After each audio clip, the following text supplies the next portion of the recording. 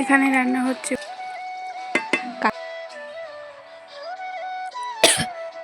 তো এই যে ভৈমবা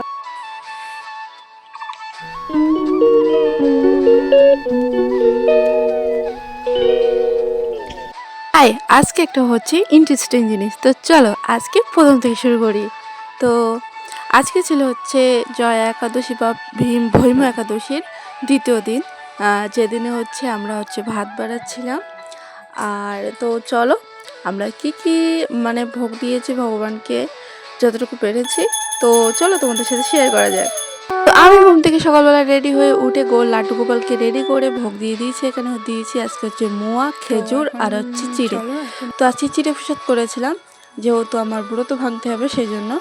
তো তারপর এখানে চলে এসেছি হচ্ছে তোমার প্রসাদ বানানোর জন্য যে সবজিগুলো লাগবে। এখানে কলা, শিম, বিন, লাউ, তারপরে শাক, 5 রকম সমস্ত কিছু গুছিয়ে নিচ্ছি। তো কাকে এখানে উনুন জ্বালানো রাখে, মানে দেবতাকে আহ্বান করে দিচ্ছে অন্নপূর্ণা মাকে। তারপরে এখানে হচ্ছে সবজিগুলোকে মানে সিদ্ধ করে নিচ্ছে।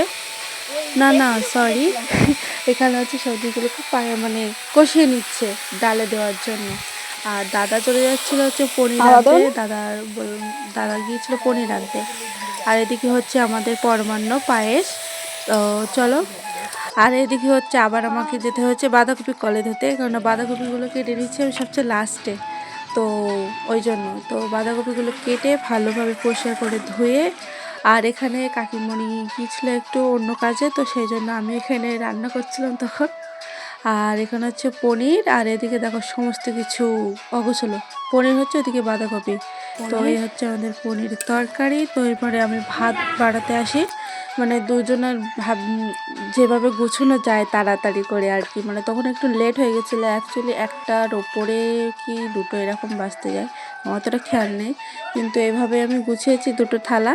তো লাস্টের দিকে তোমরা দেখতে পাবে 5 রকম ভাজা, 5 রকম শাক, তারপরে পনির, বাঁধাকপি, শুক্তো, ডাল, বাঁধাকপি চচ্চড়ি রয়েছে, তারপর হচ্ছে চাটনি আছে, পায়েস আছে। আমি একরকম ফল দিয়েছি, আমি জায়গা পাচ্ছি না দেওয়ার জন্য। তো এই হচ্ছে আমার, আমি যতটুকু পেরেছি মানে লাড্ডু গোপালকে প্রসাদ করে দেওয়ার জন্য ততটুকুই আমি দিয়েছি।